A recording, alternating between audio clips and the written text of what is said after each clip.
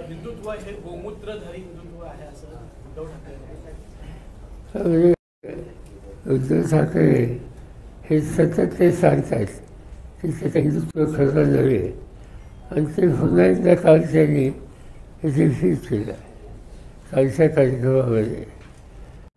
काल दोघांनी जे कार्यक्रम घेतले ते बाळासाहेब ठाकरेंचं स्मरण करते आणि बाळासाहेब ठाकरेंचं स्मरण करण्याचा अधिकार आपला आहे असं दोघांनाही वाटतं आणि त्याची प्रसिद्धी काल आपण पाहिली.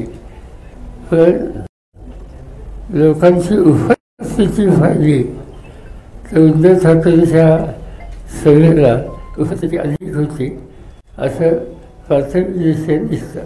साहेब, काल याच सभेमध्ये अप्रत्यक्षपणे उद्धव ठाकरे यांनी स्वबळाचे संकेत दिलेले आहेत. जर पदाधिकाऱ्यांचं मत असेल तर स्थानिक स्वराज्य संस्थांच्या निवडणुकीबाबत आपण स्वबळावर लढण्यावर विचार करू असं देखील त्यांनी म्हटलेलं आहे.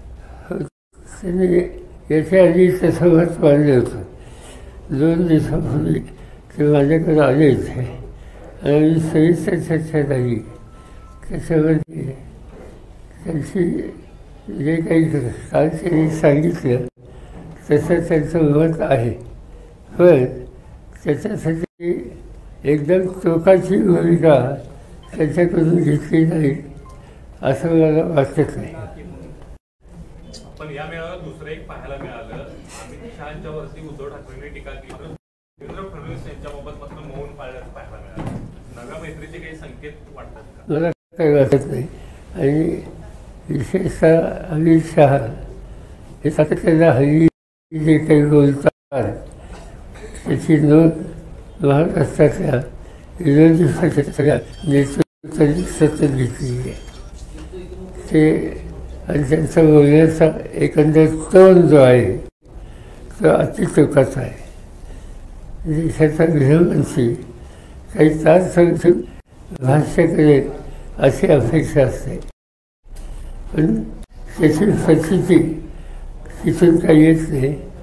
खरं म्हणलं ते काही कोल्हापूरचे संस्कार वाटत नाही आणि त्यामुळं अमित शहा हे कोल्हापुरात शिकले का आणखीन कुठं शिकले हे मला माहिती नाही. आज अमित शहा महाराष्ट्राच्या दौऱ्यावर देखील आहेत, वेगवेगळ्या ठिकाणी भेटी देणार आहेत आणि या सगळ्या दौऱ्यादरम्यान एकनाथ शिंदे सोबत असणार आहेत त्यांच्या. ठीक आहे. असं आहे की राजकीय पक्षाचे प्रमुख आहेत आणि त्यामुळे साहजिकच आपल्या पक्षाचा विस्तार वाढवायचा त्यांचा अधिकार आहे आणि त्या दृष्टीनं त्यांची पावलं दिसतात. पण या दरम्यान ऑपरेशन टायगर या गोष्टीची चर्चा होताना पाहायला म्हणजे काही काँग्रेस आणि राष्ट्रवादीचे लोक आमच्या संपर्कात असल्याचा दावा हे केला जातो. वाचलं ते विशेषतः उद्योग मंत्री काय नव्हतेच सावंतांचं स्टेटमेंट गावासर्ग मी पाहिलं. म्हणजे भाजलेली गुंतवणूक करण्याच्यासाठी ते गावासाठी गेले होते का लोक होण्यासाठी गेले होते हे मला माहीत नाही. पण त्यांनी गाव सोडलं जी काही विधानं केली ती मुख्यमंत्र्यांच्या गावासाठी जो उद्देश होता त्याच्याशी सुसंगत नव्हती. कालच्या मेळाव्यामध्ये देखील त्यांनी त्याचा पुनरुच्चार केला. काँग्रेसची देखील ठाकरे गटासोबत काँग्रेसचे देखील काही आमदार संपर्कात आहेत शिंदे, एकनाथ शिंदे यांच्या, असं त्यांचं म्हणणं आहे. बरोबर ते सांगतात.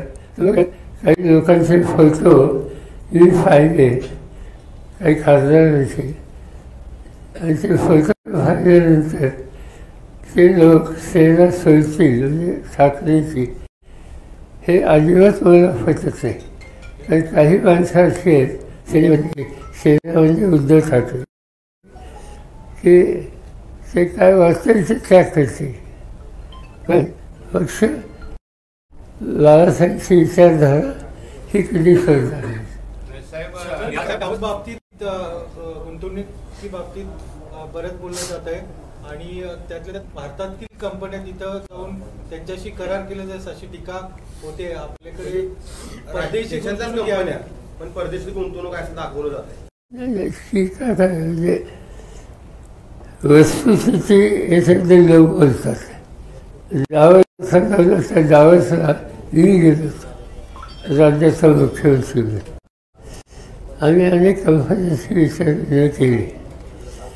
कालचं जे करायला त्याच्यामध्ये भारत फौजची करार झाला. भारत फौज कुठली कंपनी पुणे करार करारची मूल आणि त्यांनी तो कारखाना काढण्याचा जवळपास 3 वर्षापूर्वी घेतला होता. आता त्यांचं नाव आहे. त्याच्यानंतर अनेक विशेषतः जिंदाल ही स्टीलच्या फॅक्टरीमध्ये महाराष्ट्रात आहेच. आता रत्नागिरीत आहेत, नाशिकला आहेत, आणखीन काही ठिकाणी आहेत. आणि तिथले दावा सोडण्यात जाहीर केलं. याचा अर्थ एकच आहे की ज्यांनी गुंतवणूक करायचं ठरवले त्या सगळ्यांना तिकडं निमंत्रित करून तिथून त्यांना महाराष्ट्रात आणलं असा एक देखावा त्यांनी केले. आता स्वस्त सांगायचं आपण या हॉटेलमध्ये बसलो आहे. त्या हॉटेलचे मालक मागं बघायचं काय हरकत नाही फिरायला. तर त्यांचे बंधू त्यांनी सुद्धा एक करार केला आणि तो करार त्यांनी दावसला केला असं काल माझ्या वाचण्यात आलं. मुंबई उच्च न्यायालयाने एक करार मुंबई उच्च न्यायालय तुमच्या वाचण्यात आला का पंचशीलचा आलं? नाही म्हणजे ऐकलं. पंचशील त्याचं ॲग्रीमेंट झालेलं काल मी स्वतः पाहिलं. एक प्रकारे फसवणूक म्हणायची मग महाराष्ट्राची ही. असं नाही. ज्याला गुंतवणूक करायची होती त्या सगळ्या लोकांना एकत्रित करून इथं आणायचं. ठीक आहे, नवीन उद्योग करत असतील ते काय हरकत नाही. मुंबई उच्च न्यायालयाने एक निरीक्षण काल नोंदवलं आहे. धार्मिक स्थळावरचे जे भोंगे आहेत ते भोंगे लावायला परवानगी दिली किंवा नाकारली म्हणजे मूलभूत अधिकारावर गदा येत नाही असं म्हणणं आहे.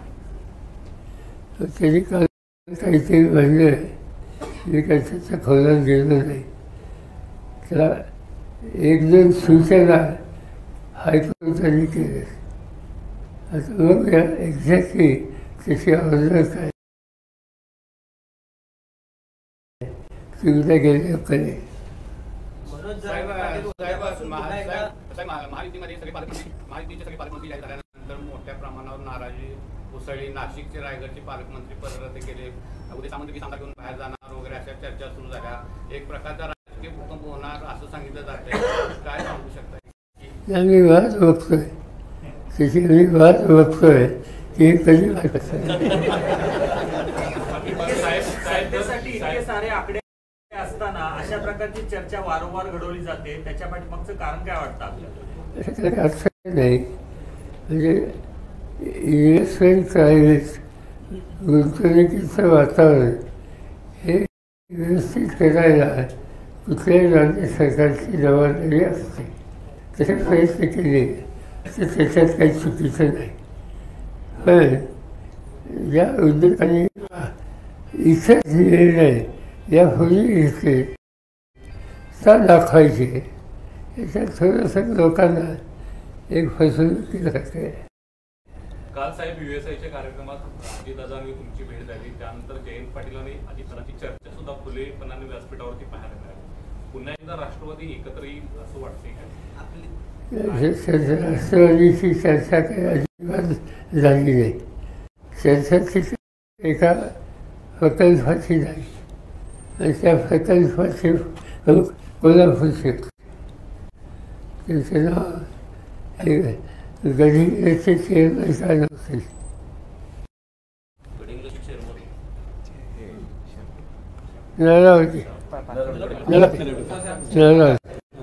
नरावतींच्याकडे एक संस्थेचं अध्यक्षपद आहे. मागं वसंतदादा राज्याचे मुख्यमंत्री असताना त्यांनी सगळ्यांना एकत्र बोलवलं साखर कारखान्यात, आणि साखर कारखान्याला लागणारी मशिनरी ही आपण का बनवायची नाही, याच्यासाठी नॅशनल हेवी नावाची एक कंपनी काढली. त्याची सध्या हे मी नाव सांगितलं नगरचे अध्यक्ष आहेत. तिथं गेल्या 3 वर्षापासून तो कारखाना बंद आहे. कामगारांचे वेतन नाही. आणि त्याच्यासाठी मी काल अजित पवार त्याच्याने नळावले आणि तिथल्या युनियनचे पदाधिकारी यांना एकत्र बोलवलं आणि त्यांना सुचवलं की तिथं जमीन ओळखी आहे, ती जमीन आवश्यकता नसलेली आहे, त्याची काही जमीन विकली तर त्याच्यातून कामगारांचे देणं मागेल आणि हा कारखाना चालू करून उद्या चालू होऊ शकतो. आता जमीन कुणी विकायची त्याचा मीच एक निर्णय पुणे घेतला होता. आणि त्याच्यासाठी पुणे विभागाचे महसूल आयुक्त, पुण्याचे कलेक्टर आणि साखर संचालक, शुगर कमिशनर या तिघांनी याच्यात लोकांच्या कन्या प्रस्ताव मागवावा आणि विचार करावा अशी सूचना होती.